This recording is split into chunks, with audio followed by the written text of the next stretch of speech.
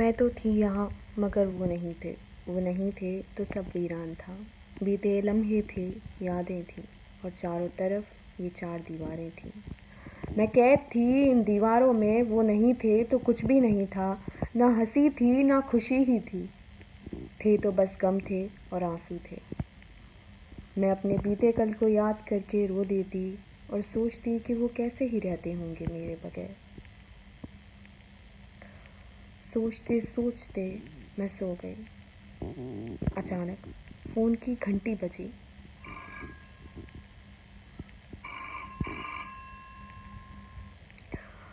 मैंने फ़ोन उठाया। ये आवाज़ तो कुछ सुनी हुई सी लग रही थी। मैं सोच ही रही थी कि वो बोले, कैसी हो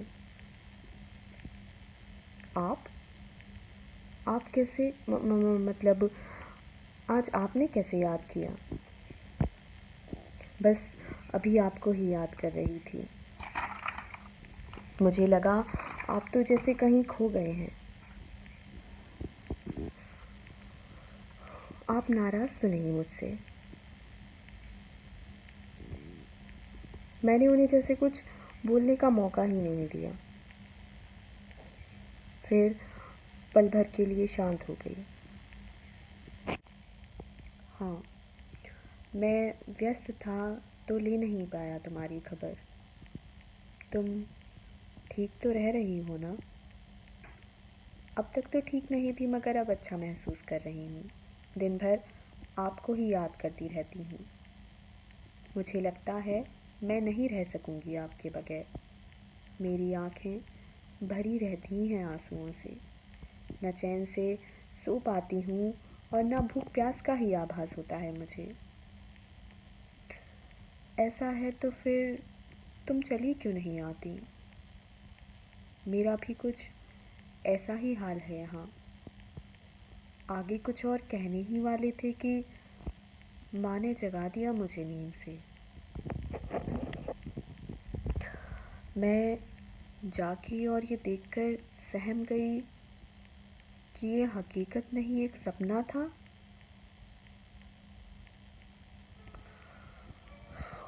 मैं जागी और ये देखकर सहम गई कि ये हकीकत नहीं एक सपना था। जब तक कुछ समझ पाती तब तक ये आँखें फिर भर आई आंसुओं से।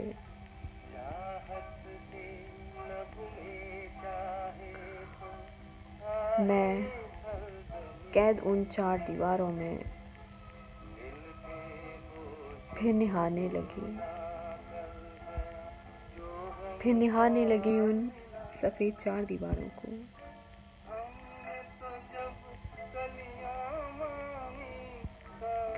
नमस्कार, मेरा नाम है वैशाली। मैं कहानी और कविताएं लिखती हूँ। अगर आपको ये कहानी भी अच्छी लगी हो तो लाइक शेयर कमेंट कर दीजिएगा। मेरे चैनल को सब्सक्राइब ज़रूर कर लीजिए और बेल बटन को भी क्लिक कर लीजिएगा।